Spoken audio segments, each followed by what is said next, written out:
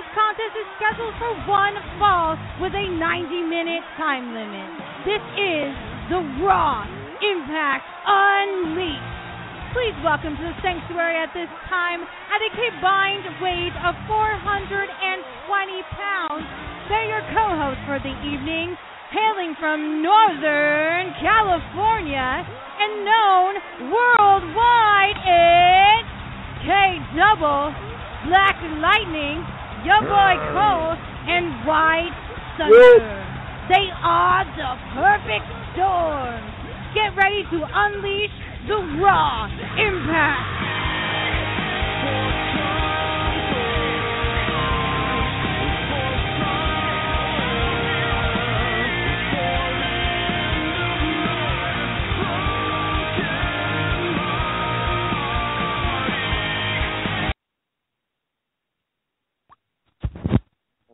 Ladies and gentlemen, boys and girls, all around the world, it's your boy Cole and K-Double. Get ready to have some trouble. This is your explicit warning.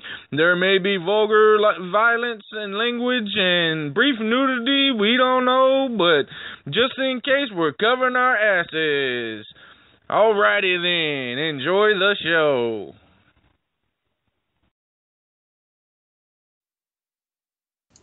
Hey, yo, Cole, what's up? What's going on, K-Double? Not much, man. Just sitting over here fuming yet again, brother. Yet again, man. Man, I'm tired of this. And I just, man, look, WWE, I'm going to say this. I know what I'm about to say pretty much means nothing because I'm not going to get rid of my WWE Network subscription, and I'm not going to stop watching Monday Night Raw or SmackDown or stop watching the pay-per-views. So I know really what I'm about to say really doesn't mean anything, but I'm sick and tired of this fucking free month shit. Where's my fucking free month for being a long time fucking subscriber to the WWE Network, regardless of what crap you've thrown out there as a pay-per-view? How about that? How about giving me a free month? Matter of fact, give me the free next year. How about that?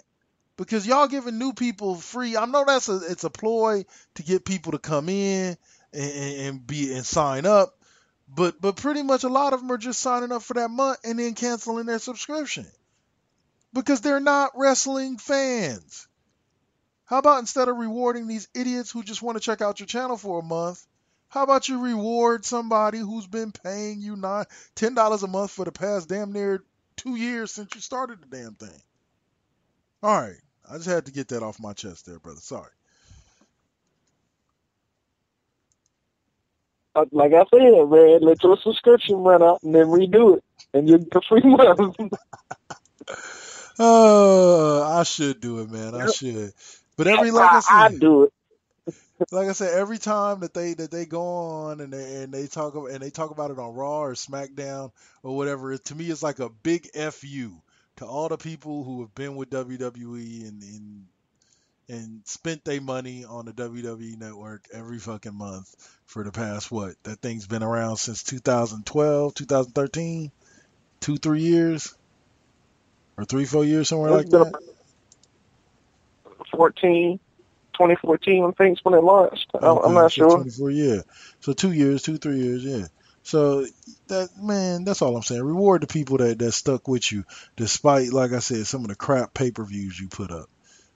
So, anyway. So, hey, man, this ain't exactly wrestling news, but did you know evidently Hulk Hogan and Terry Bullock are two different people? Yes, I did.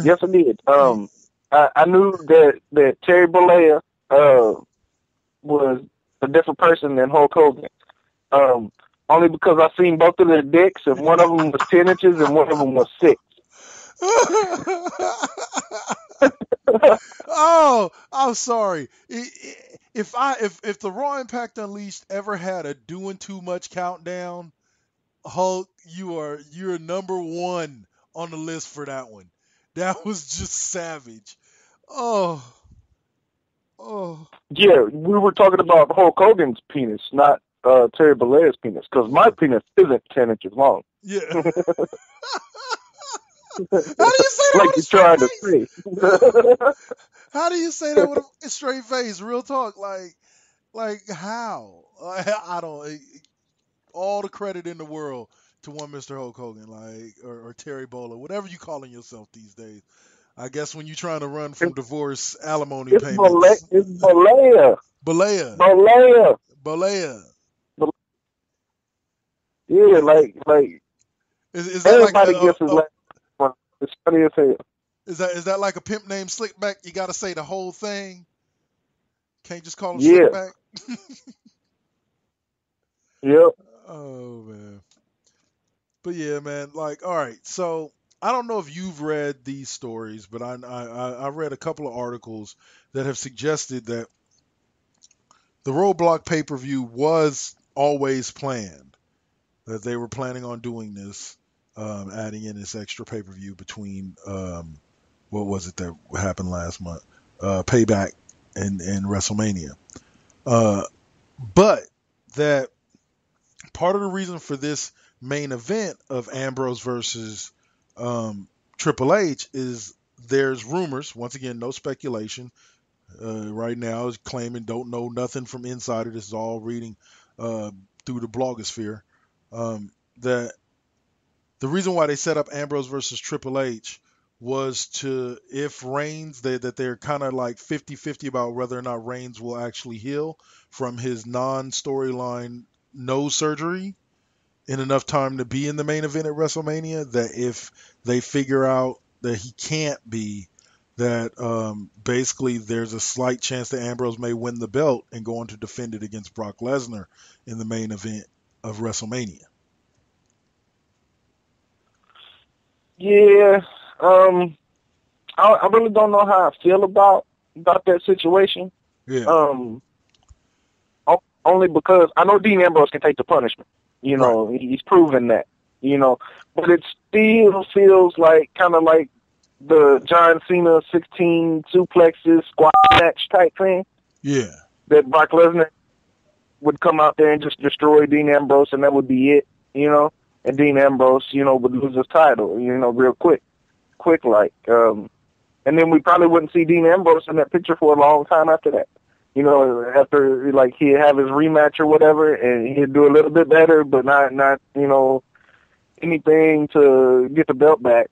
But then we wouldn't see him in that picture anymore, and then Roman Reigns would come back and, you know, all that. Yeah. So I really don't know how I feel about that. As much as I would love Dean Ambrose to have the belt, because he is one of the most, you know, electrifying talkers and wrestlers today of this you know, generation of wrestlers that they have. Right. So he is, like, you know, top 5 for sure that's in the company right now. It would be hard to narrow down who was number 1 at this point, you know, especially with all the injuries going on. But since, you know, he's been around, even when he, you know, just located his shoulder in the Money in the Bank match, he had that shit pop back in. He had one of those moments. I know I've said it before, but he had one of those best of the best Eric Robert moments at the end where it's like, "Hey, you ain't coach, just pop it back in." He was like, he told the trainers when he was in the ring, he was like, "Just pop it back in. I'm gonna keep going," you know. So he went to the back, popped it back in, and came back out, you know. Yeah. So, of course, you know, I would take him, you know, over the majority of the roster anyway. With the durability aspect of it. Right. But, I mean, you throw in, you know, the talking and the wrestling and all that, you know, he's the perfect, you know, person to be a face of the company. It's, you know, a smaller version of Stone Cold, basically, you know. Yeah. But, yeah, it's kind of, you know, a touch and go feeling about that Brock Lesnar main event at Mania, because it's like, okay, well, you know he could take punishment, but on the other hand, they're like, well, Brock's gonna win because he's twice his size and he's just a beast, so it's, you know, ridiculous that Dean Ambrose would actually beat Brock legit, right. or you know, he could beat Brock at, you know, WrestleMania, and it'd be like a total upset. by, doing something behind refs, Back. vision or whatever. Kind of like the Undertaker did with the low blow and then the roll up and making him pass out or whatever instead of tapping out and all that stuff. So, I mean, you can potentially put Ambrose over on it, but it just gives you that feeling of, oh man, squash match with Brock Lesnar. Yeah. That sucks. That's how it's going to feel like, as far as from the fans' point of view. It's not going to be something that's going to be appealing, because most of the fans in the viewing public are going to be thinking that this is just going to be a obliterate Dean Ambrose match, and nobody wants to see that. Like, everybody that not just the people that love watching Dean Ambrose, but just, it's a boring match to watch unless you're trying to bring up somebody new as a monster, like a Braun Strowman or somebody like that. It's just boring to watch. Brock Lesnar, I love you to death, but I love when you're in the ring with people who can actually, this is going to sound horrible because Dean Ambrose is so skilled in the ring, but when you're Brock Lesnar versus, I hate to say this because I don't like Batista, I really don't like seeing him wrestle, but if I had to go for look, I would rather see a Brock Lesnar versus Batista match than a Brock Lesnar versus Dean Ambrose. I would much rather see a Brock Lesnar versus John Cena, because size-wise, it makes more sense. And even though Dean is coming in as champ, like you said, they can sell Dean winning the match in one way or another, but it's going to be a hard sell, and it's going to definitely have to be him doing something devious and not getting caught, or getting caught and getting disqualified. Yeah, keeping his belt. I just got an article sent to me by Bobby B. Our friend Bobby B. He just sent me a thing. It's kind of crazy. It says, this is the headline: Ken Anderson reportedly fired from TNA for being under the influence during a match. What? I said, yeah, Ryan Satin of Pro Wrestling Sheet is reporting former WWE/TNA star Ken Anderson was released from TNA Wrestling after failing a drug test, which was administered after he appeared to be under the influence during a match. According to sources, Anderson was reportedly working a match with Eric Young, but he looked so bad in the ring that he was forced to take a drug test before they sent him home. Sources told Satin that the match was originally scheduled to air on January 19th, episode of Impact Wrestling, but it had been removed from the show. Pro Wrestling Sheet, they've attempted to contact both Anderson and TNA officials for a comment on the story, but have not received a response from either side. A source did tell Satin, that management, while not commenting, does hope Anderson will get some sort of treatment. Anderson made headlines on Thursday after a video surfaced where he announced he was no longer with the company and said, "Fuck TNA," during an insane championship wrestling event. Yep. So, wow. I saw that article. I was just going to say that, like, that last part. I saw that article a couple of days ago.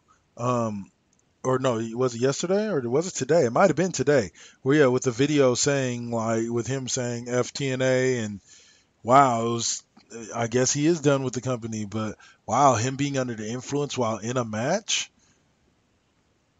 I hate to say it like this, but it's like, not the 80s, early 90s, so I was I mean, just gonna it's kind of like he maybe in the wrong era is all his problem is. Maybe he's wrestling in the wrong era. Like, they're more clean now. But I'm like, well, shit, that was a day in the park for Jake the Snake Roberts, wasn't he? Like, thank God he's clean. But back in the 80s, things were done a little differently. But wow, Mr. Anderson no longer employed for being high in the ring.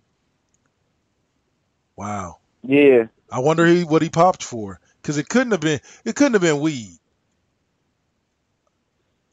I don't know, man. He might smoke the weed. No, nobody know. I don't know. True.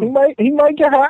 He could get high. There's a lot of people that didn't smoke weed in the business. So. Well, no. I'm just saying. I just don't see weed as being a drug that would cause you to be disoriented. I've seen too many wrestlers that got high right before they went and performed in a match and put on great matches.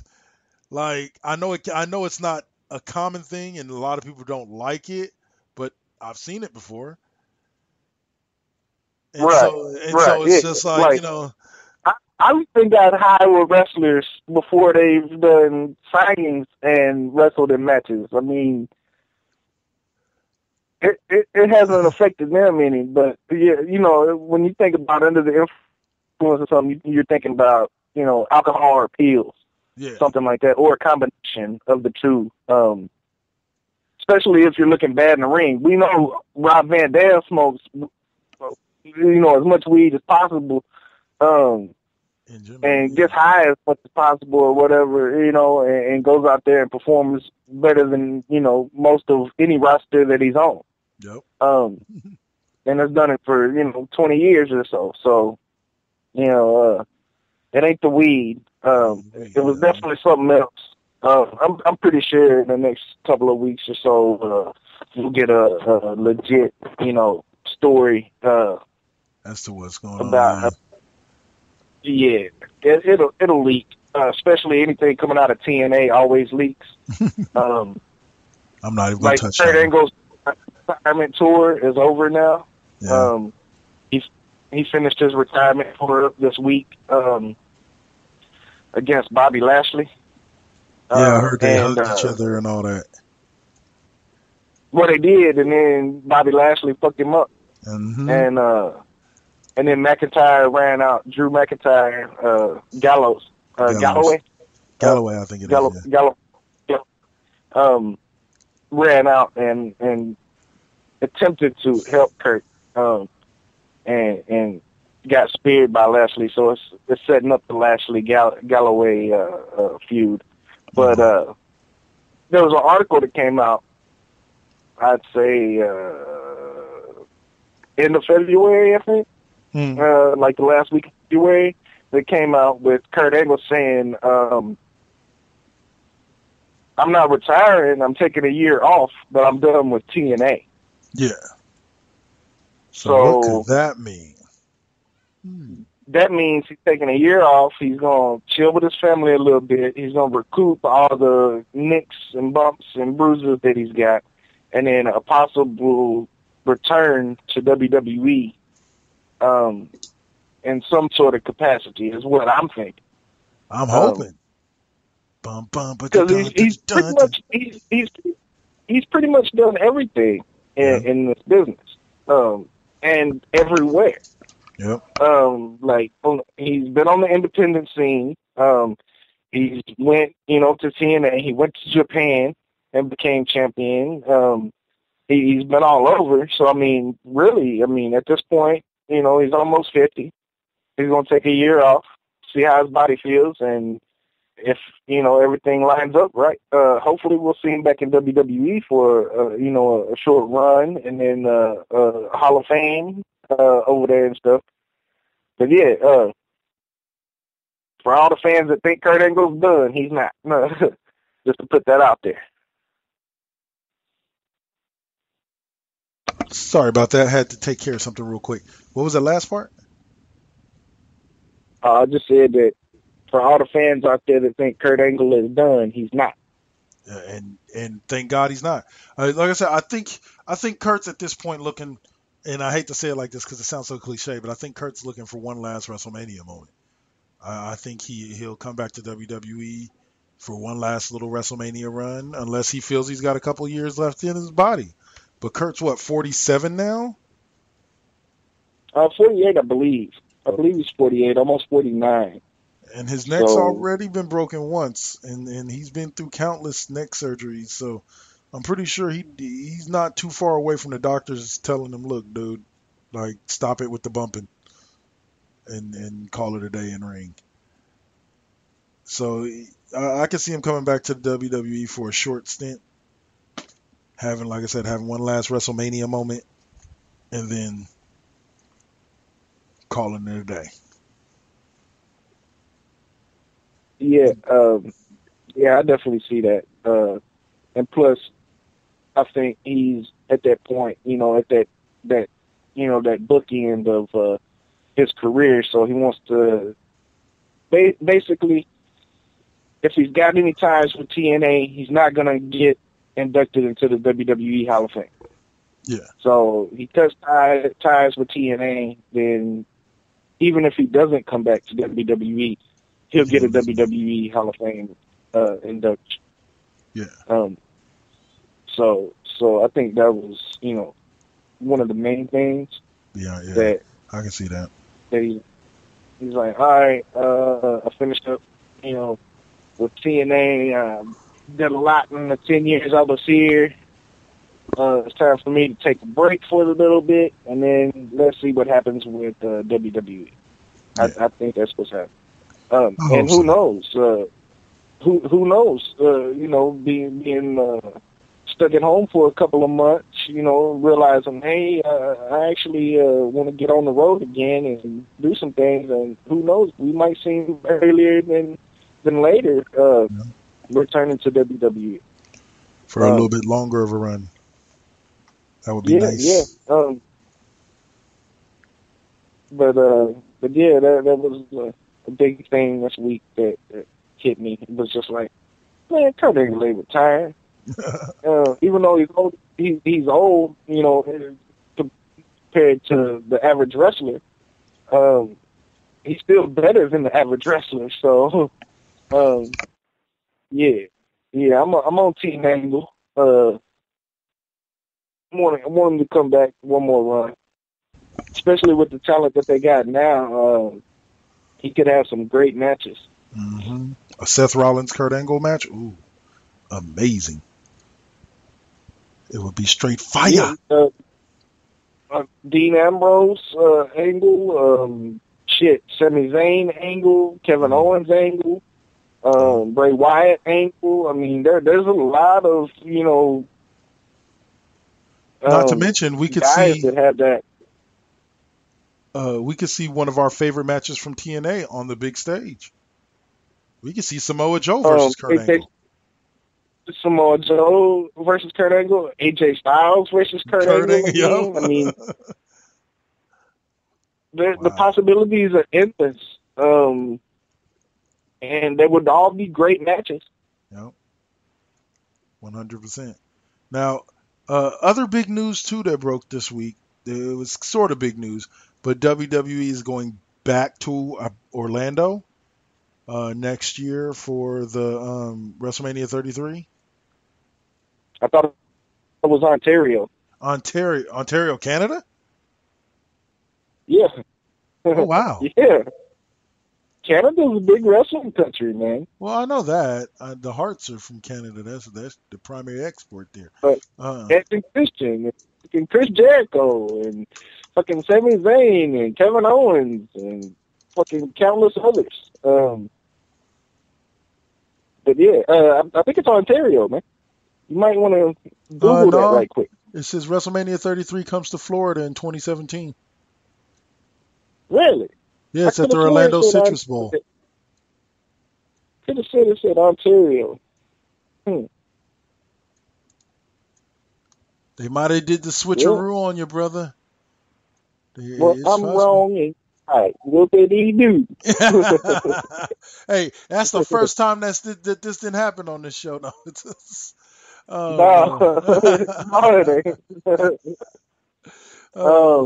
I could have swore it had Ontario in parentheses. I know it's man. I was probably high. Probably. Let's come on now. Oh man. No, I don't smoke. I smoke that often. Yeah. Compared to a year and a half ago, I probably smoke 3-4 times a week now. That's instead of 3, 4, 5 times, 6 times, 7, 8 times an hour. No, I feel you. I'm only smoking about once a day. Most days I work, and when I go to work, You know me. Ever since you know me, I don't do the getting high before work thing. Yeah, but you get high as hell right after work. Yes, I do. Okay. So anyway, one of the biggest We surprises. Huh? fire that shit up. I said, we closed. Fire that shit up. Fire that shit up. Damn right. Anyway, let's say, but no, one of the biggest surprises for me on the Robot card is that the NXT Tag Team Championships are going to be defended at Roadblock. And Yeah, Roadblock's kind of a mixture, which is good. I mean, it's only on the network anyway. yeah, Just to have your network shows collide basically with the main roster on a network, publication. yeah. It was. And it's the Revival, they call themselves. Dash and Dawson. Yeah, I don't know. I don't be keeping up with them, man. Taking on Enzo Amore and Colin Cassidy. Big Cass. Yeah, hopefully they will finally get the championships that they deserve. That they've deserved for years. My goodness. But like you said, that's one of those they keep getting hurt at the wrong times. Yeah, unfortunately. But hopefully they got good fortune coming up and they take the belts. That's who I'm pulling for. That's who I'm a fan of. On the mic and in the ring, I think they're the top tag team in NXT right now.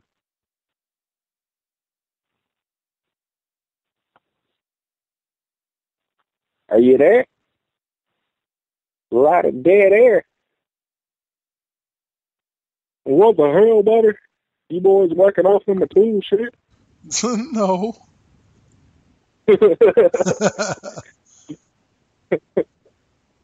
Oh man. But, okay. I don't know. What are you doing? What the hell are you doing? Are you getting hot right now? Is that what it is? Are you getting hot? You got a needle in your arm? Are you looking for the vein? Shut the hell up. No. My fiance called me. My fiance called me before she was going to bed. And so, tell her you're doing a show.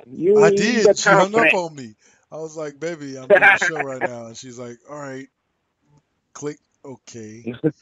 But anyway, after that breaking moment in kayfabe and reality and all that.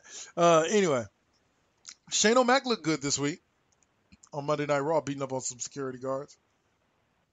Hands of flurry. Oh, yeah, man. Well, I say he had the knees of rage, because he was straight kneeing everybody.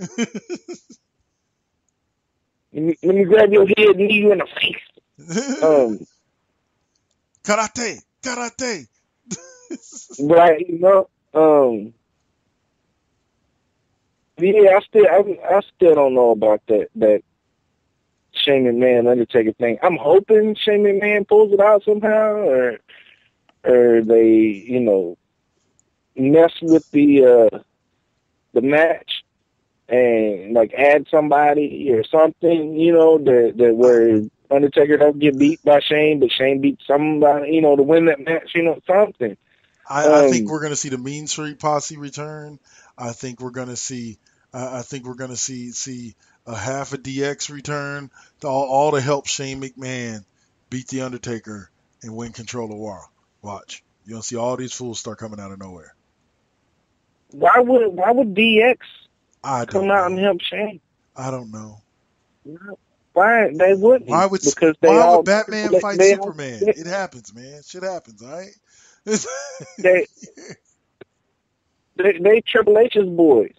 And badass Billy Gunn got fired for fucking testosterone. No, well, okay, yeah, you're talking about DX. I was like, no, the Mean Street Posse is Shane boys. Well, They're all yeah, probably in I'm their talking about 50s DX by now. coming. Yeah, I know. But we ain't seen Mean Street Posse in almost 20 years. Why would we see them now? No, it ain't been that long, but still, it's been a long time for them. They had their moment and lost it real quick, like. It's still hard to believe that the Mean Street Posse was a thing. But yeah, it is. But it's also kind of hard to believe that the Spirit Squad was a thing. Yeah, I know. And the only one that survived was Dolph Ziggler. 5 dudes. And speaking of jacked up gimmicks on Edge and Christian's episode this week, the show, the Edge and Christian show that totally reeks of awesomeness. Yeah. They had a bad gimmick, like March Madness bracket, that they did, and it had everybody involved in it, from the Boogeyman to Zeus to I think Coco Beware was one of them. They had, Coco I mean, they had a whole. Was all right. Well, I can't even say it with a straight face. Sorry, man. It was like they kind of dubbed over promos that they were doing in their own little voices, and Edge and Christian little voices. It was kind of funny. But ultimately, the Boogeyman was the one that won. For the worst gimmick, really? It was the gimmick of substitute. Yeah, the most gimmick of substitute. Most gimmick of substitute. Wow. Yeah, something. I think that was the title of it. But I mean, they had the Red Rooster involved. They had. I remember that one. Sorry. The giant Violet, with his painted on muscles. They pulled the worst of the worst out, and which I always liked the Boogeyman's gimmick. You know, I liked how he came out and he was that, crazy, deranged mug. He broke the clock over his head. He ate worms. He spit worms into other people's face and mouth and shit. It was just nasty, at times. And he just pulled those reactions out like, oh, he's badass. Oh, that's fucking gross. It's just so he was a good performer. So I wouldn't say his gimmicks sucked. But like in comparison to like Super Money Makers, yeah, he sucked. I'm sorry, I still think as popular as they were and as good of wrestlers as they were, I just think the Spirit Squad would have been better off. Like, I'll say it like this: you know what gimmick would have worked well on putting the 5 Spirit Squad members together? The Deuce and Domino. The Deuce and Domino gimmick, the 50s greaser gimmick. If you made them like a 50s greaser gang, I think they would have been a much better gimmick than cheerleaders, than male cheerleaders. Or if they had some chicks with them. Yeah, that would help. That would have helped a lot. But yeah, maybe Edge and Christian will do the most of substitute team gimmicks. Maybe. They had Stardust on the show throughout the show. Mm. And they ended up interrogating Stardust. Like, where's Cody Rhodes? We haven't seen Cody Rhodes since you showed up. And then they pull off wet wipes and shit, about to wipe his face off, the face paint off his face. And then Cody Rhodes shows up as the director. He goes, cut, guys. All right, that was good. We're going to take it from the top one more time. And then walks out the door as Cody Rhodes while sitting there, like the double person, type thing. And Cody just starts, Cody jumps up and goes, what'd he say? It was funny as hell. He says, I'm sexual and I'm I'm aggressive or something like that, something about fighting, aggressive or something like that. And Edge goes, I thought I'm sexual and aggressive too. Hold up though, man. It's still real to us. Damn it. Their Facebook page, sometimes they crack me up. It says, yes, the Undertaker's streak was impressive. Yes, Goldberg's streak was impressive. But I'm pretty sure Luke Harper has been wearing the same shirt since he debuted, and no one talks about how impressive that is. Oh, killing me. Killing me on that one. Oh. That's funny as hell. That's just straight hilarious. Anyway. Speaking of the Wyatt family, Bray's been the standoff heard round the world on Monday night as Bray stood face to face and had the face off with Triple H after destroying Dean Ambrose for him. Once again created one of the funniest memes I've seen on the internet in a while.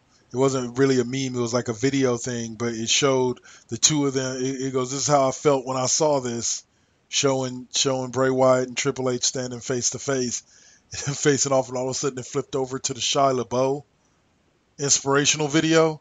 He's like, do it! Yeah. Do it! I'm like, yeah.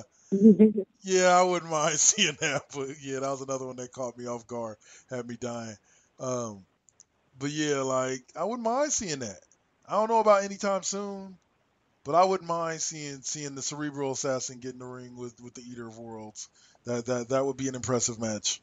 He's managed to put on impressive matches with some of the other greats in this business. From Cena, I heard that the match against Taker at WrestleMania was good. We weren't there to see it because we went and had a cigarette. But I heard that match was pretty good. So he's faced off with some of the greats and held his own. So why not Triple H since he wants to be wants to be in the ring again? Well, I seen that match, not live, but right after when we went back to the hotel through up the network, and it was good. But yeah, Bray Wyatt, like I said, I think he needs to be. He's top 5, just like Dean Ambrose. Should be anyway. In the championship, scene. Yeah. He's good enough to go with anybody, really. Unfortunately, they went from him facing off with Triple H on Raw to him and the family being in a 4-on-4 tag team against the Usos, Dolph Ziggler, and Dean Ambrose. SmackDown. Tonight on SmackDown. Yeah. Kind of like they gave you a taste of something that might never happen. Yeah. And now it's kind of like a feeler. Let's throw this out there. Let's put this out there and see how much attention it gets. Yeah. And if it gets a lot of attention, maybe we'll do it. Maybe we won't. Kind of thing. And also, you never know about the WrestleMania situation with like you said, Dean Ambrose might win the belt, and then, well, Triple H always has a match at WrestleMania, so instead of making it a rematch for the belt, have him face off against Bray Wyatt. Have him go against Bray Wyatt, and maybe that Monday have the rematch, or whatever for the belt. But yeah, there's a lot of ways that storylines can break down and build up between now and WrestleMania. It's just a little bit away. It's just a few weeks away. Think about that, guys. And we're on our 4th anniversary? 4th, 5th year? Yeah, 4th. I believe it's 4th. And just shameless plug, don't forget, guys, that Monday night we will be going live here on the 4 Aces Network. Given with I believe Kaka Main confirmed that he'll be with us on that Monday. last week? He said maybe. Maybe. He said maybe. Well, hopefully He might be doing. Hopefully we might be able to get Kakamang for that episode. If not, y'all bitches can listen to us. Y'all listen to us most of the other weeks of the year. Y'all can listen to us. Anyway, but yeah, so yeah, but we'll definitely be doing, that'll be a double episode week that week, Monday and Thursday. So be sure to listen in. That's about 6 weeks from now. Or 5 weeks? No, 4 weeks. 3 weeks. 3 weeks. About 3 weeks from now. Sorry. Too much time is flying, man. Next week is my kid's birthday, and that's just, wow. Too much time is flying by. We've been doing this show for 4 years. I've been in this game for 5 years. Too much time is passing by too damn fast. Anyway. Yeah, it's going by quick. It's going by quick. Oh. We gotta find out how to slow it down a little bit. I didn't know you and your brother a decade now. Yeah. I met y'all in 06. Yeah. Was it 06? Yeah, because that's when it was 06. That was when I started working at that Applebee's. Yep. We moved to California in 04, and yeah, we was here a couple of years before you started at that Applebee's. Yeah. But yeah, it's been a long time, brother. Oh yeah, it has been. But back to let's go and take that commercial break, and we'll get back to some wrestling talk here on the Raw Impact Unleashed instead of reminiscing. But we might talk a little bit more about remembering TNA from way back in the day when I used to come over to y'all house every week and watch that TNA. But we'll get to that later. When it was actually better than WWE. Yeah, we'll get to that. All right, y'all. Y'all listening to the Raw Impact Unleashed on Spreaker.com. It's the Four Aces Presents.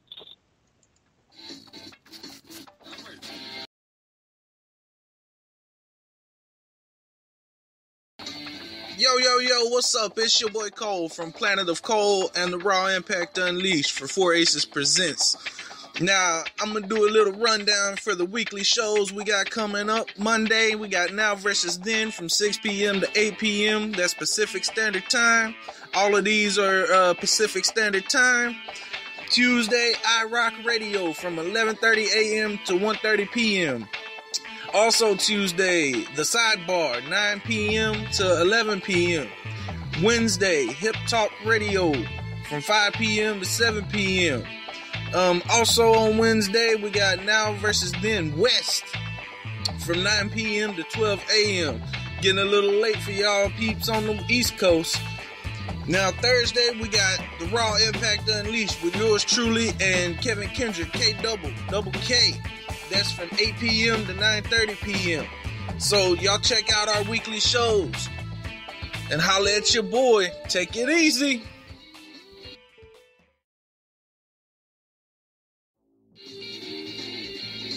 Yo, what's up? It's your boy Cole from the Raw Impact Unleashed and Planet of Cole. Just throwing out there the lineup for the weekend for Four Aces Presents here on Spreaker.com. Fridays, we got Raporia Presents, or Raporia Presents, 2 p.m., 4 p.m. Pacific. All these are Pacific Standard Times. Now versus Then Deuce from 9 p.m. to 10 p.m.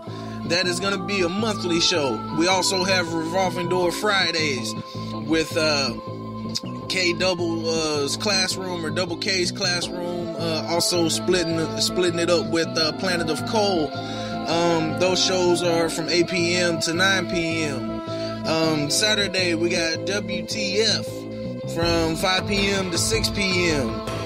And also on Saturday we have the Troll Gazer Gaming Project featuring James Brower from 6 p.m. to 7 p.m. And on Sunday, we cap off the week with West Coast Bias from 3 p.m. to 4:30 p.m. And remember, all these are Pacific Standard Time. So check all these shows out and holla at your boy. Y'all take it easy.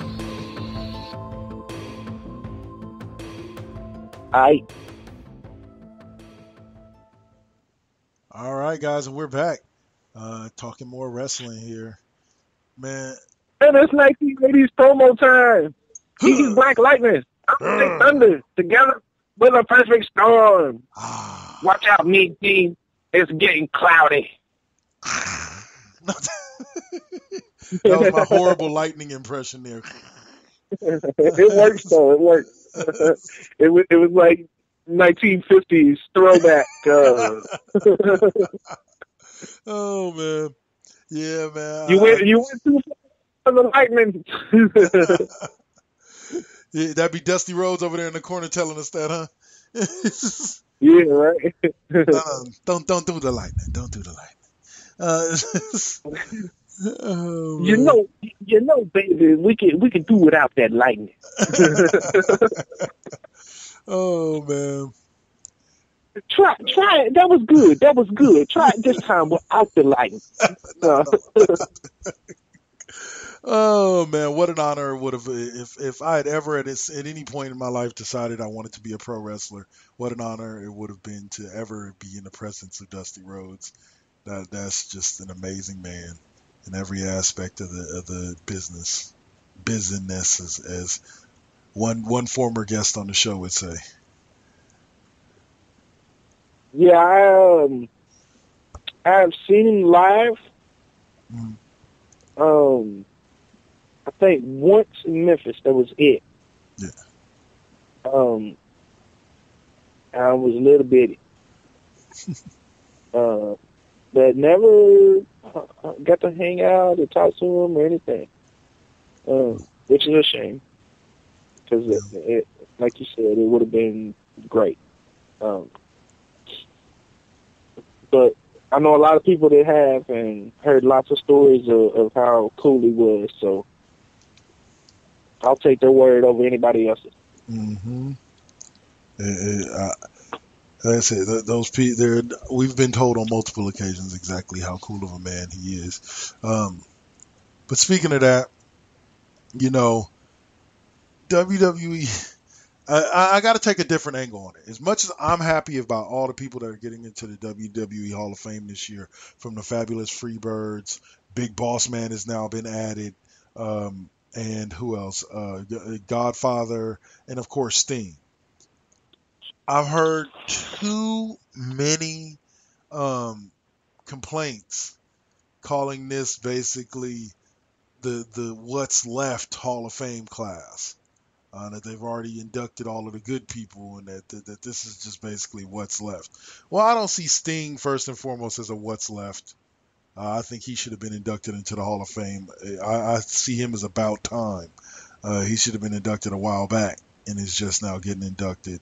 Freebirds, another one that should have been inducted a long time ago, and is just now getting inducted. Godfather, in my opinion, what's up? It's a mixed class. Yeah. You know what I mean? Like it's the most mixed that it's really ever been at this point. Yeah. Like you usually have one or two of the older guys, and then most of them's younger guys that we grew up watching.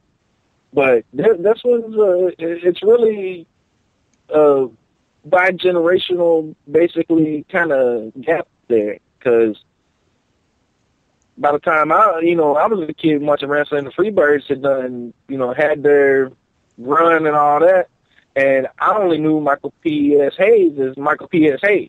Mm-hmm. As the announcer and backstage reporter and stuff like that. But I've watched old wrestling and seen them, them work and all that, so I have that reference. But it's like Sting, he was with TNA for so long, and then finally coming to WWE. Of course, they're going to put him in the Hall of Fame. They just had to wait for the right moment. It's kind of like that Angle thing we were talking about earlier. The Godfather, I mean, that motherfucker used to bring down buildings when his music would hit. So, I mean... the whole train. Sorry. But... I'll give a prime example. Everybody to fire up that fatty.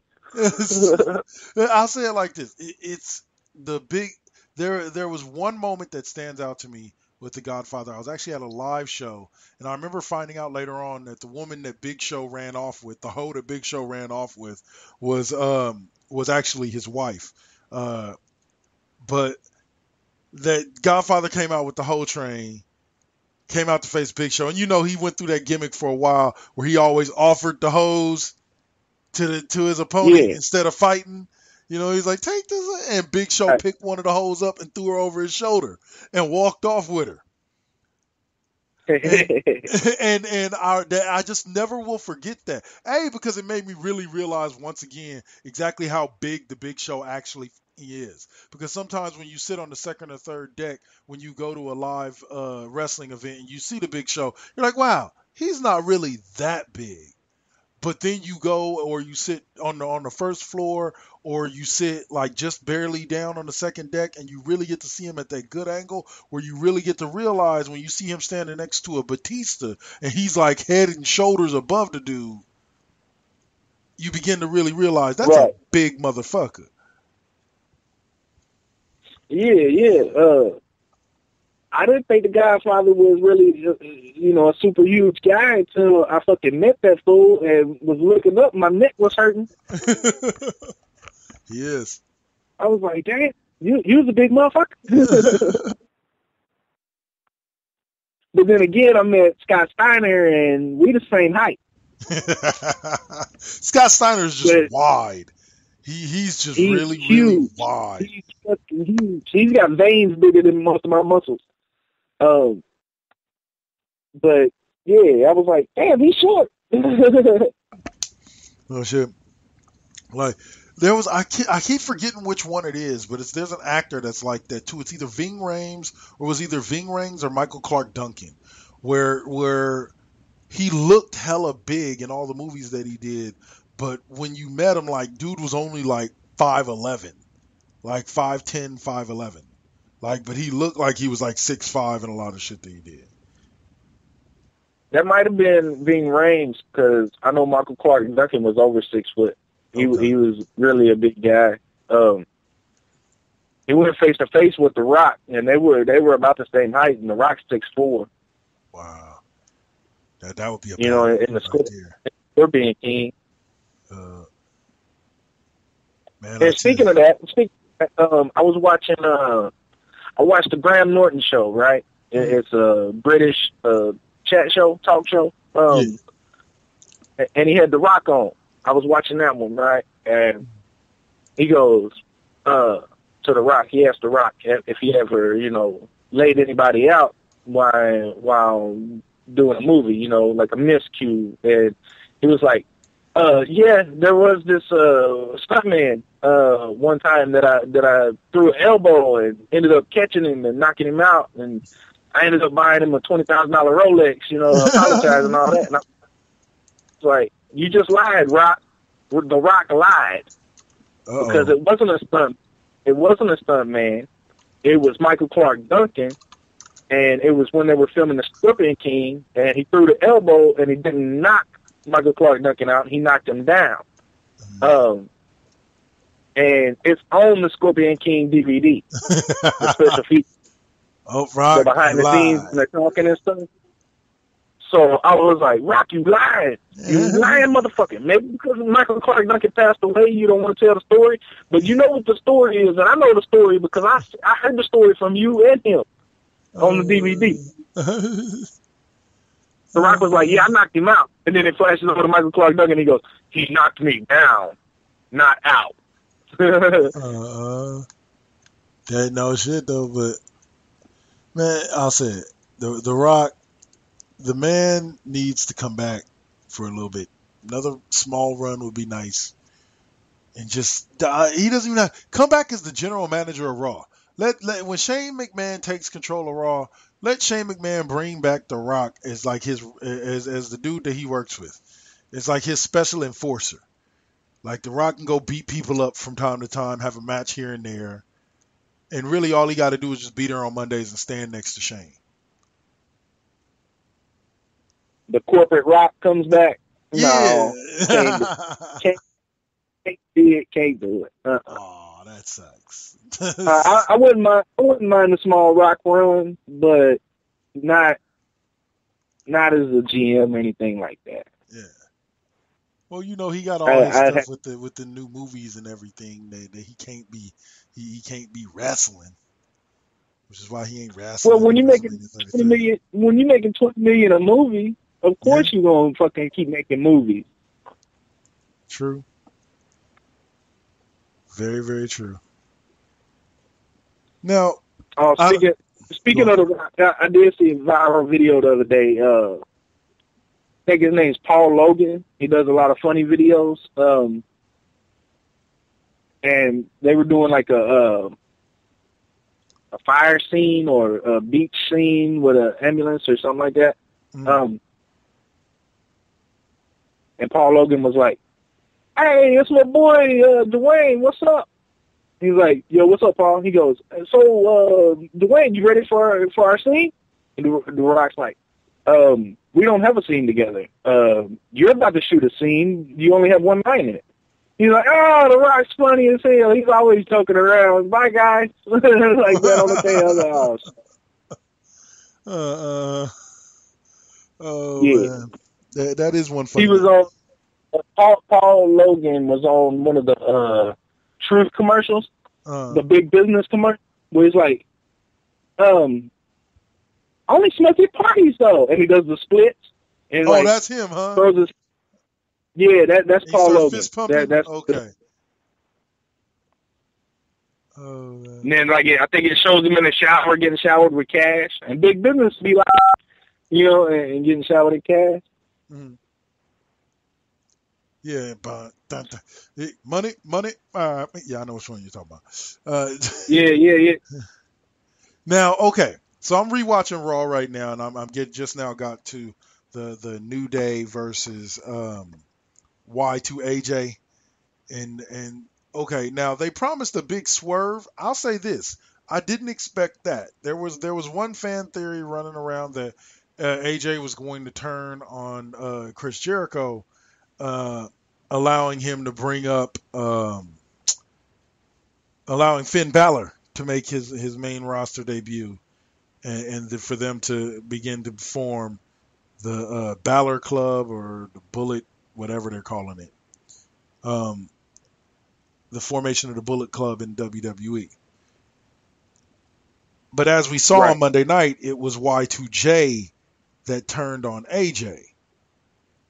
I'm thinking it may still end up being the reveal probably after the Monday Night Raw after WrestleMania. But I think this is going to lead up to one more match between AJ Styles and Chris Jericho at Mania. Like, even though we got that big payoff match, I think it's going to lead to one more big match, and then he's going to lose. Maybe Jericho brings somebody else into the match or something along those lines, but it's going to lead AJ to believe he has nobody he can really trust on the main roster, and that's when the Demon will make his debut on the main roster. Well, tonight on SmackDown, Jericho came out with the Y2AJ shirt on, or not on, but on a hanger, and ended up cutting a crazy promo on AJ, and then burning the shirt in a trash can in the middle of the ring and said, "Just like this shirt, your career is about to go down in flames." So it's building up to another match, of course. Good. Like, and then, like I said, then you'll because I believe that is the at the end of the day, I actually believe, because they were talking about Samoa Joe will also be most likely making his main roster debut shortly after WrestleMania, or at that Monday Night Raw after WrestleMania. If he does, I could see him, AJ, and Finn Balor being kind of a team, a new stable, to challenge a team like the New Day or the League of Nations, etc. Yeah, well, the way that they got Joe storyline wise is he's there on his own. He don't care about nobody else but doing his thing. So I can't see him joining any stables at this point. All right. Maybe if his promos and stuff started changing, or he did something different, then I could see a change coming. But as of right now, how the storylines are falling out, I can't see him joining forces with anybody right now. And AJ at this point, I really don't see him connecting with anybody because they're trying to push that guy that doesn't have anybody he can trust, the guy that has to fight adversity and succeed. Very true. Very, very true. We'll have to see where they go with it. Like I said, I'm excited to see Joe as well as Balor make their main roster debuts because I thought, we said a while back, I thought just like with AJ that both of those two could have very well came to the main roster and would have been successful. So I can't wait to see when they do actually hit the main roster. Have whatchamacallit, oh God, what's the dude's name? The tag team that came over from New Japan. Have they made their debut on NXT yet? I haven't seen any articles about it or anything like that. No. Have they even officially signed with WWE yet? Not sure on official signing. But they were wrapping up their farewell to the indies, basically, doing all their indie shows this last month. I don't know where it's at this point, but last month you talking about Gallows and Anderson, right? Right. Yeah, they were doing different indie shows throughout the U.S., basically thanking the fans and all that at each of the shows. So it was kind of like the AJ Styles thing, just taking a little bit more time. Mm-hmm. Okay. They just had to finish up their final dates so that they could commit full time to what they needed to. On a side note, right, and this is a non-WWE note, I guess Beer Money, James Storm, Bobby Roode back as champs again of the TNA, huh? Of TNA, tag champs again of TNA. Yeah, they won it this past week from the Wolves. Thank God, because I was tired of seeing the Wolves as champions. And I wanted Beer Money to have the belts. As soon as they said they was back together, I was like, I'll give them the belts. Give them like belts tonight, right now. But yeah, they ended up this last week on TNA was decent. I wouldn't say it was great, but I would say it was good. It was decent. Kurt Angle's match, of course, was damn good with no pun intended there, with Lashley setting up storylines with Drew, Kurt Angle leaving, new tag team champs, Gail Kim, retained her title. They had Eric Young won the King of the Mountain match. Oh, yeah. And kept his belt. Are they still using the global title? I haven't watched TNA in a while. They're still using Booker T's title. Yeah. Yep. The Legends Championship he created. Yeah. Yeah, they're still using that. Remember the main event Mafia? Wow. Like, yeah, I remember the main event Mafia. Like, that was a thing for a long time. Like, wow. You remember the Voodoo Ken Mafia? Yeah. AKA the New Outlaws? Yep. With Roxy LeBeau. Yep. The Voodoo Queen. I remember those days, man. I do. Because like we said earlier, that was when, for a short while, TNA actually was putting out a better product than what WWE was. Yeah. For a short time, man. Then Vince Russo, Eric Bischoff, and Hulk Hogan, and Ric Flair. use his word name Ric Flair there sparingly on the end of there, but that's when they came in and kind of destroyed it. Mm-hmm. Man, I'll say it like this, like when it comes to that, I would not and do not doubt that they could have all been sent there by one VKM himself and paid to go in and just destroy TNA. Just make as many wrong calls as you can. Try to do all the wrong things and make it look the right way. Yeah. You know, I don't put it past Vince. I don't shit. There's been rumors and talk and thought that Vince sent some of his guys over to WCW to try to ruin the company. Yeah. Those rumors are out there. I don't think there's any validity to them, but I think they're definitely out there. But they did VKM did do some crossover type stuff. I mean, Triple H ended up hurting his quad at one point, and they even told him they was like, Paul, heal your will, brother. You know, so they were throwing out shout outs, Triple H and shit.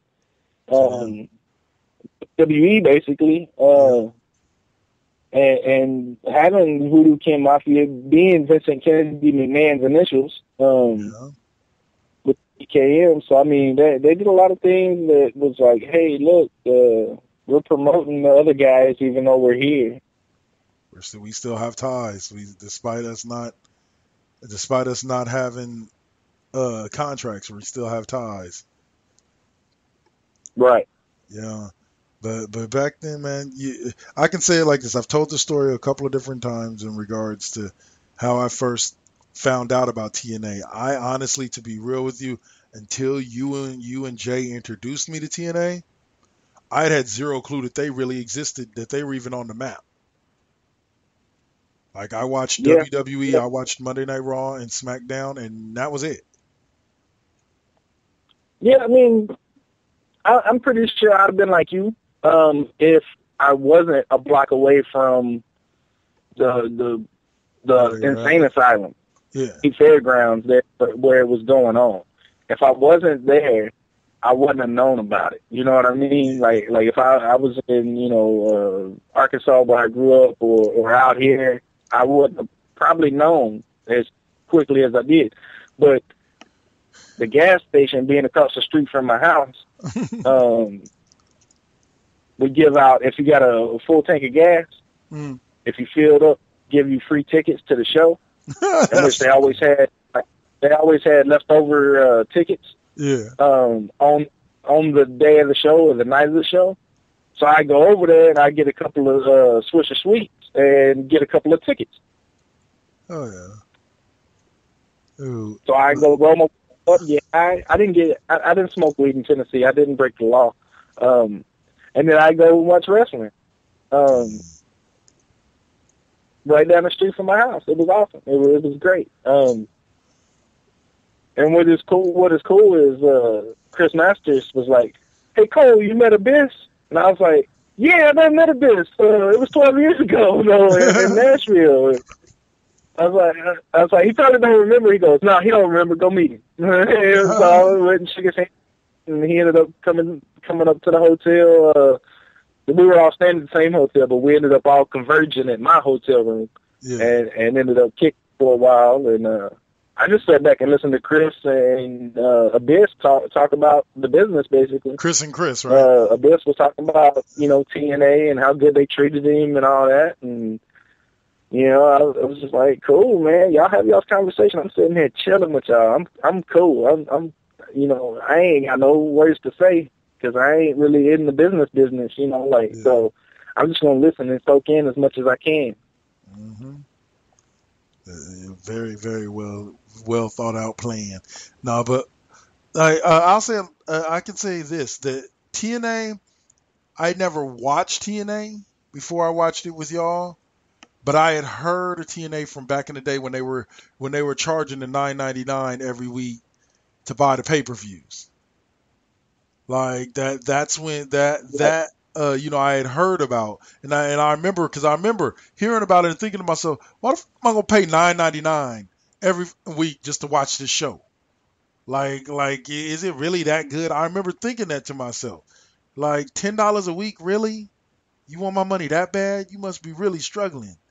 And then you showed me TNA when they got their contract on Spike, and I was like, this is what I would have been paying $10 for?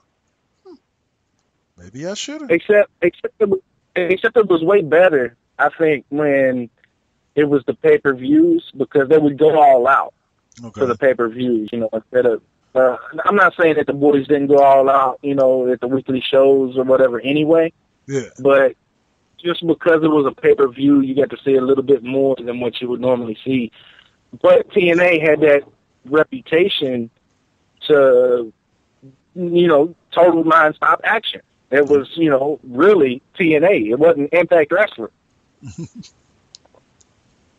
What Hogan made them change to. Go to the square ring instead of the six-sided ring. But they went back. But even before they had the $9.99 pay-per-views every Friday night, I think it was probably 6 months or so before that started happening. My brother came up to me and goes, "Hey man, you heard about TNA?"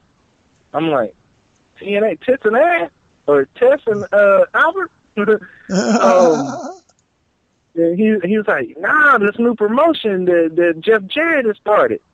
I was like, "Nah, for real?" He goes, "Yeah, it just started right down the street." It was like the week of or whatever, that it started up. Yeah. And I was like, nah, because I used to go down to the state fairgrounds on Saturday night and watch, what was it called? I forgot the promotion it was called, but it was something else. They had most of the guys, like Abyss was one of the guys that was there.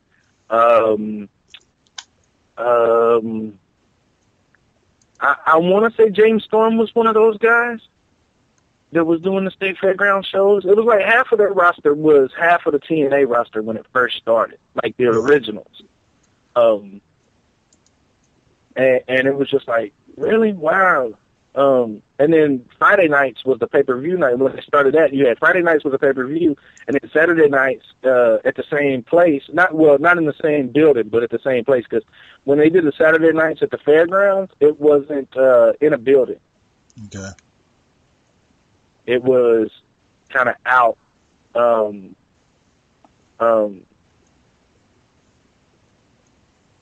Well, I think they had a couple of shows in buildings, but it wasn't in the same asylum. It wasn't in the same warehouse that the Saturday show was. But yeah, I was going down to that, and Jay was like, "Yeah, TNA, they're at that, at the fairgrounds too." I'm like, "For real?" I'm like, "Hell yeah!" So I started going down there, and fucking sure enough, it was a great ass show, and it was worth every penny of $9.99 a week if you wanted to buy it. But shit, I was there. It was like it wasn't nothing to walk down the street, and boom, you're right there. I mean, not even a mile and a half away. I'd say, a mile and a half at the most. I mean, it's about a 15-minute walk while you're sitting there smoking a blunt, walking down the street to somewhere. By the time you finish the blunt, there, kind of, situation. Dang, But yeah, it was the good times of wrestling, man. I mean, WWE was hot at that time. It was like 2000, 2001. Mm-hmm. You had, the fresh class coming through at WWE with some of the older guys still there, with the Attitude Era guys still there. I mean, it was a real good time for wrestling. Brother, I did want to acknowledge something that we haven't had a chance to acknowledge all show, and I actually meant to acknowledge it earlier. Put up a post about it the other day. This entire month, we are now in the 10th day of Stone Cold Steve Austin month, 3/16. Oh, hell yeah. And we will bring you, you know what I think we should do, Cole, starting with this week's show, we got 4 more shows left in Stone Cold Steve Austin month. So I think from this show on, to close the show, we should talk about one of our favorite Stone Cold Steve Austin moments. All right. We can do that. For the rest of this month. Just cause Stone Cold, man, he had some of the most iconic moments, some of the most iconic matches. And when you think back over it, his career as Stone Cold, not his wrestling career, like not with him as the ringmaster and all of that and stunning Steve Austin, but his career as Stone Cold was not really that long. I think it was 5-6 years? Maybe 9 at most? It was about, I agree with you on about 6 years. Yeah. I have to look that up to, for the perfect number, but I'd say it was a feeling of about 6 years, but he made such a big impact in the time that he had, as Stone Cold, that it was just unbelievable. And matter of fact, why don't we go ahead and, start out the Stone Cold month? What was one of your favorite moments of Stone Cold? I'll have to say this. There was a moment where I forget who it was. It was during his time when he was actually injured. It was during that moment when Kurt Angle was following him around, and when Angle had the little hat and the little ukulele. Yeah. And him and the scene is Angle and McMahon. Angle, McMahon, and Austin all sitting in the back, and Austin's got his guitar. Yep. And I can't remember the songs, but I just remember I remember laughing my ass off. Yes, I was high. I'm not going to deny it. I was high in that moment. My Lord.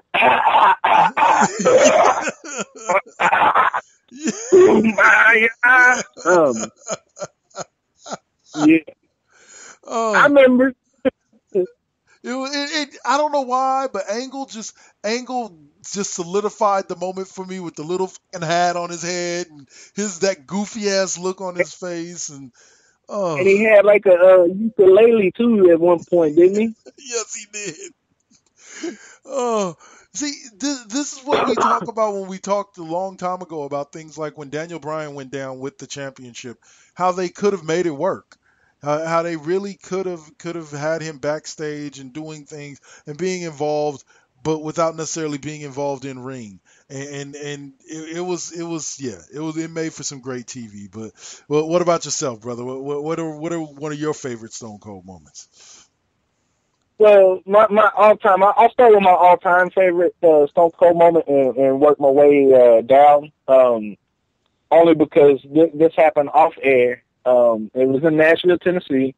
Raw had just went off. It was Stone Cold and Rob Van Dam against Booker T and somebody. I think it was Booker T. It might not have even been Booker T at that point. It could have been like Triple H and somebody. But anyway, Stone Cold loses, right? He ends up losing, and he everybody leaves the ring, right? And Stone Cold's still out there, kind of pacing back and forth a little bit. Gets out the ring, goes over to this lady, says something to her, and goes over and gets a microphone and goes, "I just got my ass whooped." Everybody's like, "What?" He goes, "I just got my ass whooped. Rob Van Dam, it's your fault." "What? Rob Van Dam, it's your fault. RVD, get out here." "What?" And then RVD's music hits. And he comes out, and he body slams Stone Cold, and he gets up on the top rope, and he 5-star frog splashes Stone Cold and counts on himself. 1, 2, 3. So the crowd counts 1, 2, 3 with him. Crowd explodes, And RVD's music hits, and he does the RVD, signal and leaves, right? And the music cuts off. Stone Cold, rolls over to the microphone, still laying down. He grabs the microphone, and he goes, "I just got my ass whooped twice." And then the crowd goes, "What?" And he goes, "I just got my ass whooped twice."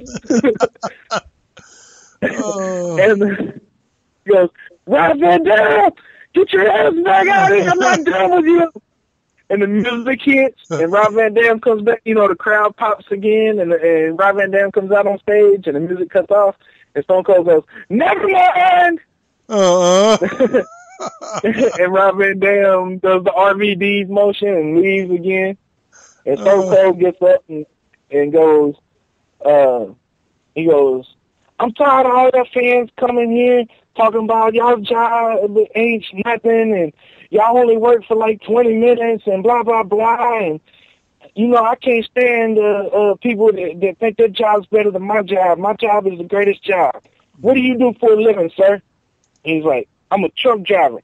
He goes, I can't stand fucking truck drivers. They're always on the road when I got to get to a show. They're in my way. They drive real slow.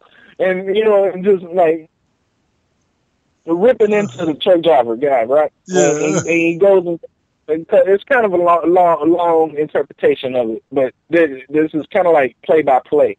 And he goes through a couple of other people, and then he's like, I can't stand this, and I can't stand that about your job, and your job sucks too, and blah, blah, blah. And he walks up to the woman that he first talked to when he went and got the microphone. Now, if I wasn't paying attention, I would have noticed that he talked to her before he got the microphone, right? So he goes back over to her, and I think it was a setup that he whispered to her, so she would say this. He goes, ma'am, what do you do for a living? She goes, I work at a Christian book publishing company, which Nashville has a big Christian book publishing company. Yeah. And he goes, well, there ain't nothing I hate worse than and then he starts laughing and goes, fuck it, and throws the microphone in the ring and walks out and his music hits and all that stuff. Kind of set itself up to cut itself off, basically, at the end of, you know, the run. But it was one of the most memorable moments that I had of Stone Cold Steve Austin. Live, that is. Yeah. I had a couple of moments live, but that was one that was just like, man, this is off air, and it's just, you know, Stone Cold being Stone Cold right now. Oh, wow. That one, I just got my ass whipped twice. He goes, what? I just got my ass whipped twice. Oh, man. All right, man. So let's close it on that one. Are you keeping the win streak going? How you keeping it going this week? I'm gonna do the rolling haze on you. The rolling haze? Now, I invented this move, man. It's called the rolling haze. And what it is I got this big titty chick outside the ring, right? Uh-huh. She gonna jump up on the apron, and she gets the ref's attention, and now she got your attention. And now I'm gonna roll you up in a schoolboy, right? Right. But I'm gonna keep rolling you, so you're gonna go all the way over. Okay. And I'm gonna you know how you go in between the legs, you know, and grab one leg and then do the roll up. Yeah. So I'm gonna keep a hold of that leg while I roll you up and roll you through, and you're gonna end up in a Boston or one-legged Boston crab. Okay. And you're gonna tap out. All right, let's do it. That's rolling haze. Rolling haze. Works for me, brother. All right. All right, you ready? Here come the big titty bitch. Ooh. Ooh, I like her. How she? Come here, motherfucker. Oh, no. Oh, Lord Jesus. I rolled you over. Oh, I got your leg. Oh, let me. Oh, no. I want you back to the middle of the ring. I'm done. Let me go, motherfucker. Right. No, I'm gonna break this shit. I'm gonna break your shit. Who's coming to save my ass? Uncle. Somebody stop this crazy white boy.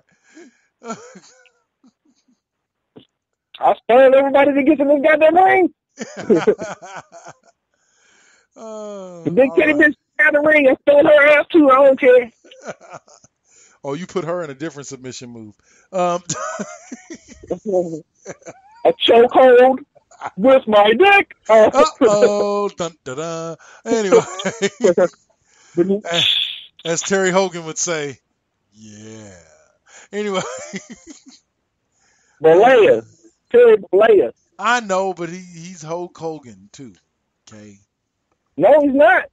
No, he plays because Hulk Hogan is a fictional character. Look, when he's Terry Bollea, he's got a 3-inch dick. When he's Hulk Hogan, he's got a 10-inch dick. When he's Terry Hogan, he has a 7.5-inch dick. Oh, is that how it works? Oh, man. He can't hold. Oh, man. Still one of the best stories to come out of wrestling in a long time. Thank you, Hulk Hogan, for providing me with that laugh for today. I needed it. As for y'all, we'll check in with y'all next week. Cole, you got any last words for these people? Nah, man. Y'all take it easy. Deuces. Be breezy. Who the be breezy shit? That's why you got tapped out tonight. Sorry, man. Sorry, man. I'm just trying to steal everything from you. Yeah, shit. Called the popos. Popos. The times. The boys in blue. And you know how they are against black people, so watch out. Meet the blacks. How about that? That's what's up. They didn't shoot Cat Williams. They just arrested his ass. True. But that's because he's a rich black man. That's because he's a rich black man. Rich black men don't get shot. As much problems as he's had over the past couple of years, money-wise, and drug-wise, and girl-wise, and everything, I don't think he got money right now. No, I don't think he do either. That's terrible. It is.